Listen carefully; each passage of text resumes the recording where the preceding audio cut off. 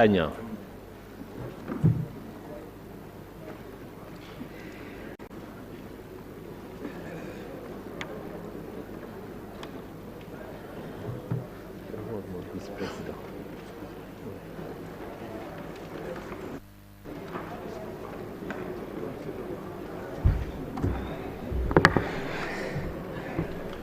jërëjëf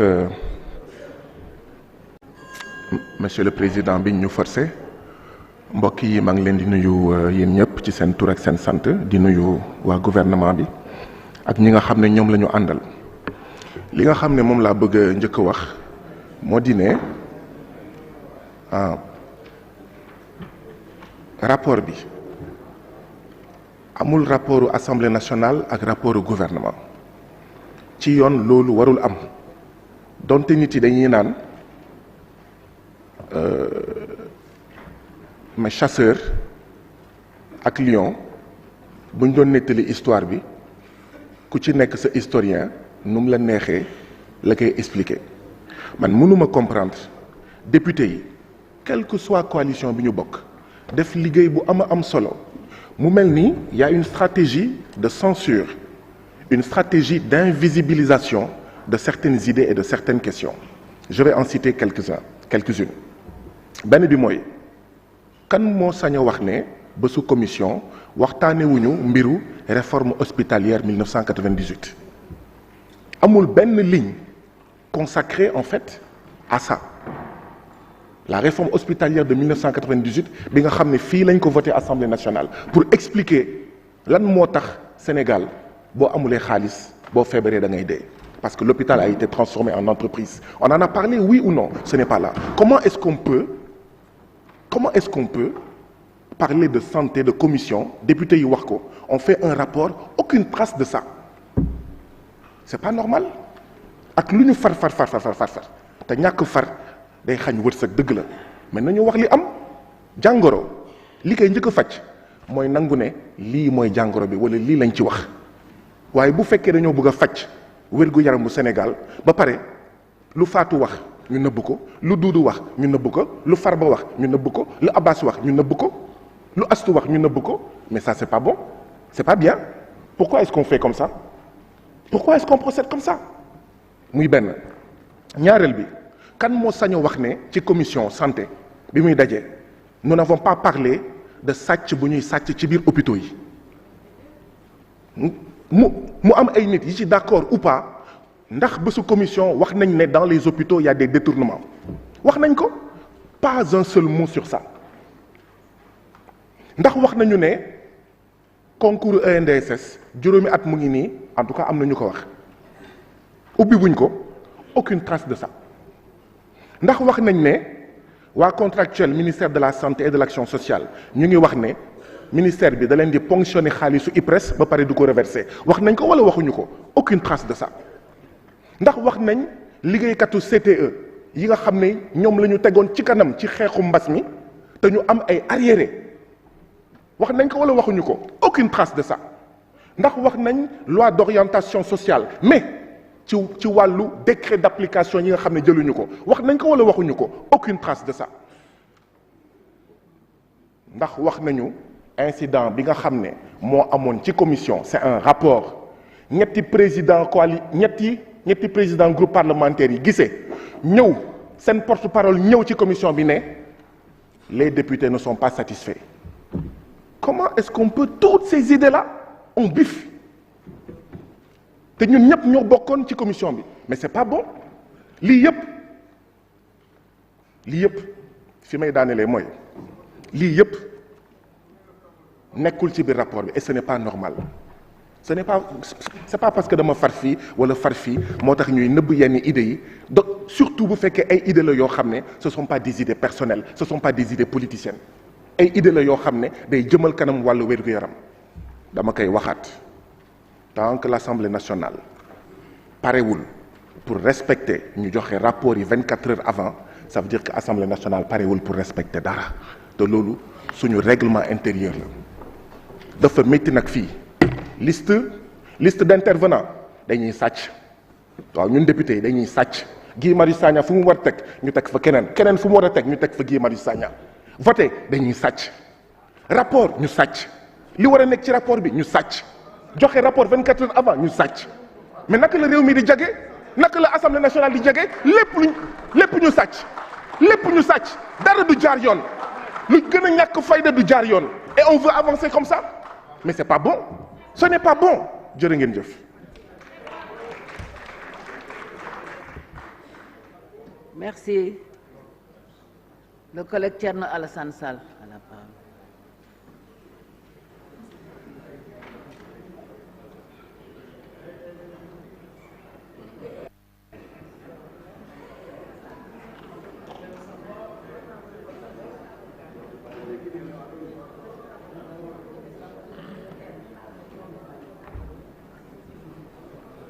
Madame la Présidente, chers collègues, Madame la Ministre, Messieurs les Ministres, chers collaborateurs des ministres, je vais emboîter le pas à mon prédécesseur pour d'abord dire un point sur la forme.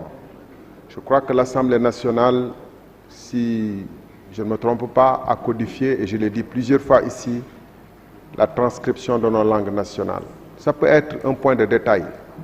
Mais si on a passé des heures et des heures et des années pour trouver une transcription officielle de nos langues nationales, sanctionnée par l'Assemblée nationale, me semble-t-il, mais je dois vérifier, on ne peut pas sur les documents officiels retrouver toujours des transcriptions dans le Wolof de ceux qui écrivent comme ils veulent, sur les panneaux de publicitaires ou autres. Badianou Gokh ne s'écrit pas comme ça. Je dis souvent qu'on a dit Khayoudaoui, on retrouve même dans un même document écrit d'une façon et d'une autre différente. La rigueur et l'attachement aux normes que nous nous sommes données prouvent l'esprit avec lequel on veut avancer. Ça, c'est un premier point. Deuxième point, je crois qu'il faut dans la rédaction, je salue au passage les rédacteurs, les rapporteurs et tout le travail énorme qu'ils font pendant qu'on a terminé très tard et qu'ils essaient de mettre à notre disposition. Je peux comprendre, mais il y a aussi un esprit peut-être qu'il faut, une culture qu'il faut changer. C'est de généraliser en disant vos commissaires. Il y a certaines idées qui ont été défendues par certains commissaires, par certains députés, mais sur lesquelles d'autres peuvent ne pas être d'accord. Je ne veux pas citer d'exemple ici, mais il vaut mieux souligner certains commissaires ont dit ceci, d'autres commissaires ont dit cela. Comme ça, on ne mettrait pas un bloc par-ci et un autre bloc en face du gouvernement. Je ne veux pas donner des exemples, mais il y a des exemples, par exemple, je vais en donner un pour être explicite. Beaucoup ont dit ici qu'ils ont les moyens de subventionner des actions sociales à des niveaux conséquents et en même temps demandent que l'État se substitue à eux pour subventionner gérer à leur place les hôpitaux et les postes de santé. Ça, je trouve que ce n'est pas cohérent. Et moi, je trouve que ce n'est pas une manière de faire. Maintenant, sur le dernier point, nous avons effectivement les incidents graves à Linguère, à Tivavone, et demander à ce que, par exemple, je ne donnerai que cet exemple, à ce que des audits, pas des audits, des analyses approfondies des causes réelles pour que les mesures soient prises pour que de pareils incidents ne se retrouvent pas. C'est dit de manière, ça a été dit de manière explicite, importante et récurrente par beaucoup, comme beaucoup d'autres questions. Alors, si le rapport a un sens et si le travail qu'on fait en commission a un sens, qu'on reste pendant des heures, c'est pour que la plénière, on puisse lui donner, comme je l'ai dit déjà, un aperçu d'un travail en profondeur qui a été fait en commission et qui nous permette en plénière d'aller beaucoup plus vite. Mais si on ne consacre qu'une ligne et par euphémisme ou par allusion à ce qu'on a dit en 142, paragraphe 3, sur ce qu'on a dit sur Tivavone, sur Linguère, qui constituent des événements majeurs des années passées dans notre système hospitalier et qu'on n'y consacre que 3 lignes à la sauvette comme ça, comme si nous ne nous avions pas parlé, mais dans quelques années, quand les gens vont consulter les archives, on va juger les parlementaires qui sont censés contrôler de l'action gouvernementale et qui ont dû consacrer des heures sur cette question. Quand c'est dit de manière lapidaire, au passage comme ça, par euphémisme, en cachant ce problème qu'on ne saurait pas voir, comme on dirait l'autre, je trouve quand même que ce n'est plus un problème de rédaction ou de manque de temps, etc. C'est vraiment une culture qu'il faut changer parce que ce n'est pas par plaisir qu'on est là souvent pour faire des observations sur le rapport. Je vous remercie. Merci. Le collègue Ismaïla Diallo a la parole.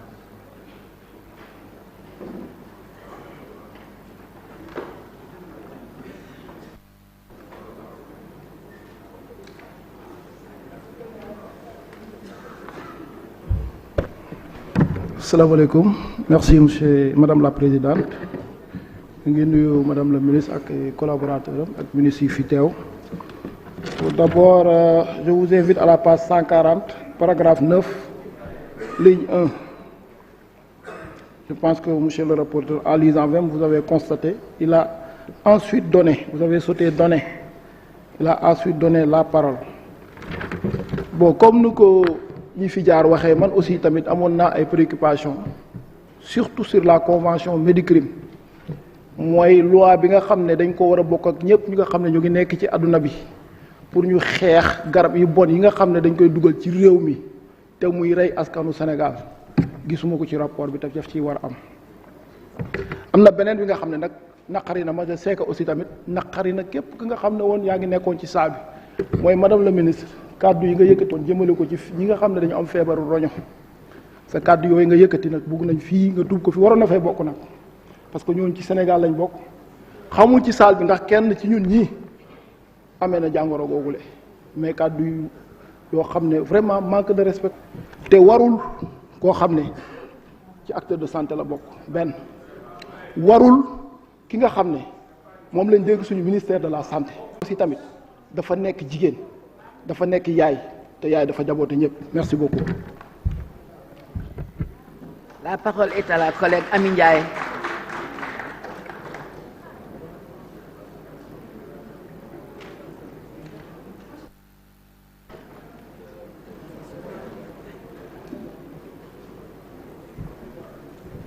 Bismillah ar-Rahman ar-Rahim.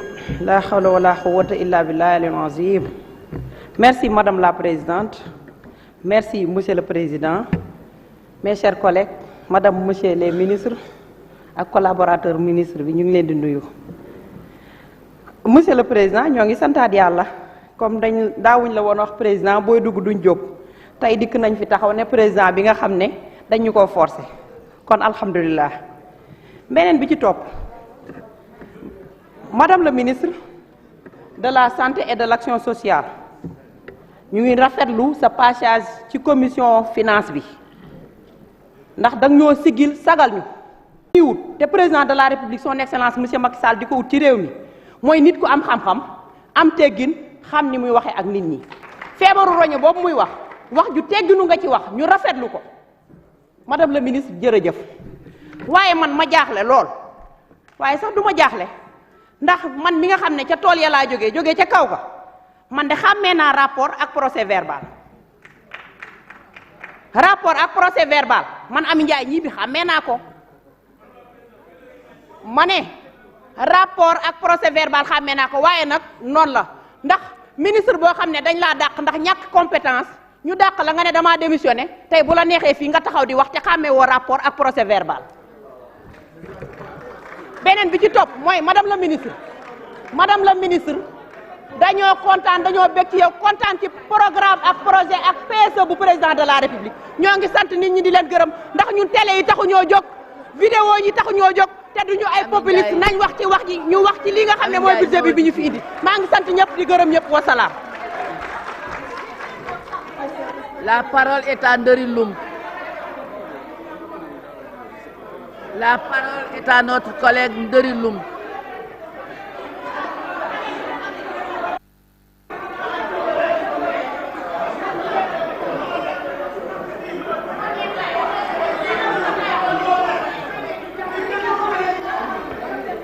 La parole est à notre collègue Nderi Loum. Est-ce que Nderi Loum est là?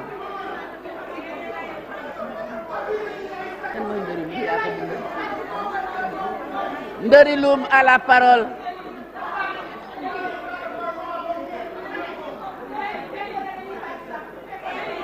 S'il vous plaît. S'il vous plaît. Nderi Loum.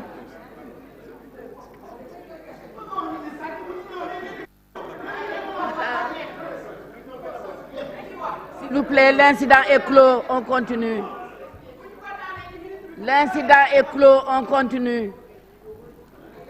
Merci, Présidente. Man dama ne xam nga àdduna dafa am ñaari façon dof Ndëri Lum ñëwal ci rapport bi rek, je vous en prie. dof yi nga xam ne nii Ndëri Lum. dafa am ñaari façon dof Ndëri Lum. Ndëri Lum. dof yi nga xam ne nii dañoo nekk ci mbedd bi ak dof yi nga xam ne nii dañuy sol li nit ñi sol présenté am xel yi nit ñi am du jàll nag nga yem ak sa kanam bu dul boobu jàll na mooy yow loolu du jàll de ça ne passera pas ça là du jàll dama ne doomu aadama am na ñuy wax ne ministre bi dafa war a excuser wu ñoom ñoo war a excuser wu wax ci lii madame la ministre wax ci rapport de synthèse mais yow déglul Chers collègues, écoutez l'orateur. déglu leen teel Chers collègues, écoutez l'orateur. dama ni maa wax loolu dama ne Écoutez dof l'orateur. ñaari façon dafa am dof yi nekk ci mbedd mi ak dof yi nga xam ne ni dañoo nekk ci biir nit ñi di wax waxi dof tey am na ku nekk fi di wax saa boo ko gisee muy dem ne activiste looloo gën a bon dama ne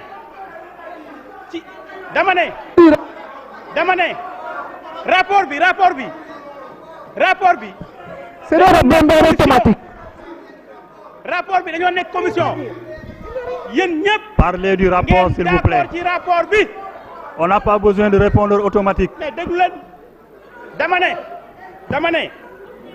dama ne rapport bi le rapport a été très fidèle dama ne le rapport Parlez du rapport, Dama ne- faites vos observations. Nous Le n'avons pas rapport a besoin été de très répondeur fidèle. automatique. lépp loo xam ne nii rapporteur bi Pas de Chers répondeur collègues, veuillez automatique. écouter l'orateur, s'il vous plaît. Parlez du Rapport rapport, bi. s'il vous plaît. le rapport a été très très fidèle lépp loo xam ne nii député yi waxoon nañ ko ci commission Rapport, parlez Loolu du la- rapport, s'il vous plaît. rapporteur bi liir fii rapport bi dafa am lu ciy nëbbu ki nga xam ne nii moo wax loolu waxul dëgg le rapport a été très très sincère dama bëgg nous sommes des députés élus du peuple lépp loo xam ne dañ koy wax nañ ko teg dans l'intérêt du peuple mais S'il vous ñëw plaît, fii parlez du di rapport. wax yoo xam ne c'est des paroles partisans loolu du indi benn avancement fii ci assemblée Observation sur le rapport, s'il vous plaît. nañu ànd ak Pas de répondeur nañu ànd ak- automatique. nañu ànd ak suñu xel damay rappelé waat Pa- xam nga àdduna bi xam nga lu koy tas mooy borom xam-xam boo xam Parlez du rapport. ragalul yàlla lu ko neex wax mais pourquoi ngeen may wax la ci rapport bi Parlez du rapport. yéen a génn rapport bi Du kon rapport. dañuy génn rapport bi ragal leen yàlla ci li ngeen di wax Parlez Yéen du ñii- rapport, s'il vous plaît. bët bu set maa ngi leen di digal saa bu ngeen On n'a pas besoin de répondeur automatique. Parlez du rapport, s'il vous plaît. parce que ay bàkkaar yi Rapport, s'il vous plaît, parlez du rapport.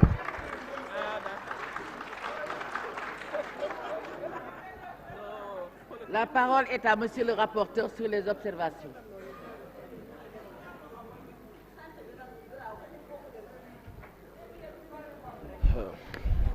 Merci, Madame la Présidente. Chers collègues, moi je pense qu'il faut qu'on soit clair une bonne fois pour tout. S'il vous plaît, je pense que la fois dernière, je l'ai expliqué. Il faut que les gens fassent la différence entre un rapport, un PV et un compte rendu. Il faut que les gens sachent le faire aussi. Sinon, s'il faut organiser un cours magistral aussi pour ça, on va le faire. Madame la Présidente, les assistants, c'est pas ton problème. Les assistants parlementaires, Les assistants parlementaires, il faut savoir qu'ils font un excellent travail et dans la plus grande neutralité. Ça, il faut louer le travail. C'est pas ce Madame qui la ressort Présidente, du le reste, rapport. on prend acte des observations des ministres et de leurs collègues. Merci. C'est pas ce qui ressort des rapports. Merci. Chers collègues, je vous propose une suspension de 30 minutes pour permettre au président de dresser la liste des orateurs. Je vous remercie.